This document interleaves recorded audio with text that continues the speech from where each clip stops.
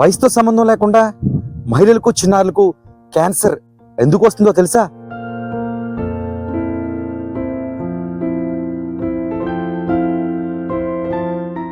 ముఖ్యంగా మహిళలకు breast cancer రావడానికి గల కారణాలు ఏంటో అర్థమవుతున్నాయా?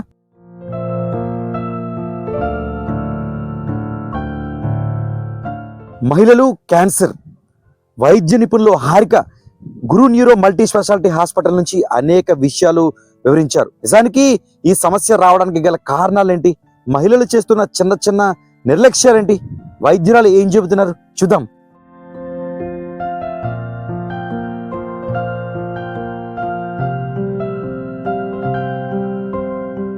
నేటి కాలంలో మహిళలు నివాసాలకి పరిమితం కావడం, ఎక్సర్సైజ్ వంటి వాటికి దూరంగా ఉండడం, వాకింగ్ అనేవి చేయకపోవడంతో అనేక సమస్యలు అయితే మహిళలకు ఎక్కువగా వస్తున్న పరిస్థితులు నెలకొన్నాయని చెప్పుకోవచ్చు. అయితే వీటిలో ప్రధానంగా మహిళలకు ఈ మధ్య కాలంలో వయసుతో సంబంధం లేకుండా క్యాన్సర్ వంటి సమస్యలు కూడా ఎక్కువగానే వస్తున్నాయని చెప్పుకోవచ్చు. ఇలాంటి తరుణంలో మహిళలు ఎలాంటి జాగ్రత్తలు చేపట్టాలి, ఒకవేళ క్యాన్సర్ బారిన మహిళలు పడితే వాటిని ఎలా గుర్తించాలి, సమస్య ఉంది కదా అని సిగ్గుతో లేదా తగ్గిపోతుందని ఇంటికే పరిమితమైతే ప్రాణాలు కూడా పోయే అవకాశాలు ఉన్నాయని వైద్య నిపుణులు హెచ్చరిస్తున్నారు.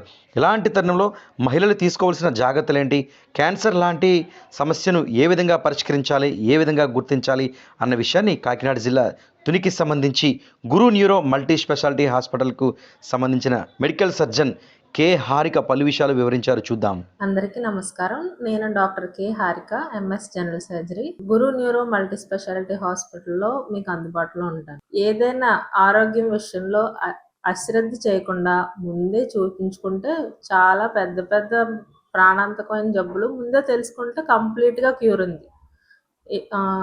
క్యాన్సర్ అంటే ఎలా వస్తుంది, ఏంటి, ఎలా గుర్తించాలంటారు? ఏంటంటే లేడీస్కి ముందు ఏ చిన్నదైనా ఏ తేడా కనిపించినా వెంటనే వెళ్ళి చూపించుకోరు.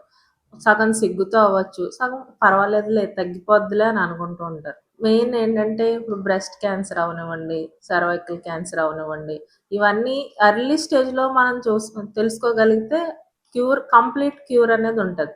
ఎర్లీ స్టేజ్లో ముందు డాక్టర్ దగ్గరికి వెళ్ళడానికే ఆలోచిస్తారు. ఏంటంటే బ్రెస్ట్ క్యాన్సర్ వరకు చూస్తే ఇప్పుడు చిన్నపిల్లలకి లేదు, ముసలి వాళ్ళకి లేదు, ఎవరికైనా వచ్చే అవకాశం ఉంది. ఏంటంటే ఇప్పుడు త్వరగా పెద్ద మనిషి అవడం, లేట్గా పిల్లల్ని కనడం, ఇవన్నీ కూడా ఫ్యాక్టర్స్ అవుతున్నాయి. ప్లస్ జంక్ ఫుడ్, బయట ఎక్కువ వెయిట్ గెయిన్ అయిపోవడం, అన్ని ఫ్యాక్టర్సే. ఎలా గుర్తించాలి మేడం, ఇది వచ్చిందని మనకి ఎలా సింప్టమ్స్ ఎలా చూపిస్తారు?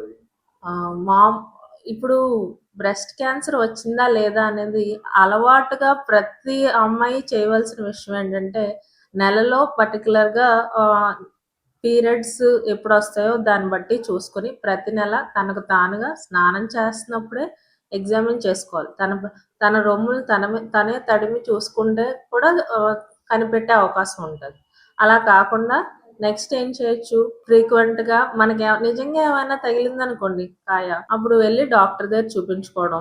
అలాగే 40 ఏళ్ళ తర్వాత ఖచ్చితంగా అల్ట్రాసౌండ్ స్కానింగ్ ఇలాంటివి తరచుగా చేయించుకోవడం. ఏమైనా చిన్న ఉన్నా అవి పెద్దవి అవుతున్నాయా, లేకపోతే ఏమైనా ప్రమాదకరంగా మారుతున్నాయా, ఇవన్నీ చూసుకోవాలి. ఎలాంటి ఫుడ్ తీసుకోవాలండి, ఎక్కువగా లేడీస్ ఎలాంటి సమస్యలు రాకూడదంటే ఎలాంటి ఫుడ్ తినాలి?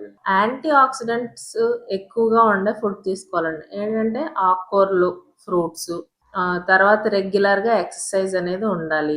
ఇంట్లో పనంతా చేసుకుంటున్నాం కదా, మాకెందుకు ఎక్సర్సైజ్ అనే వాళ్ళు చాలా మంది ఉన్నారు. ఇంట్లో పని చేసుకునేదంతా శ్రమ అండి, అది వ్యాయామంలోకి రాదు. ఖచ్చితంగా చెమటలు పట్టేలాగా రిపిటేటివ్ గా ఒక ఎక్సర్సైజ్ చేయాలంటే వాకింగ్ అవనివ్వండి, సైక్లింగ్ అవనివ్వండి, అలా యోగా అవనివ్వండి, అలా ఏదో ఒక ఎక్సర్సైజ్ ఒక అరగంట మినిమం ఖచ్చితంగా అందరూ చేయాల్సి వస్తుంది.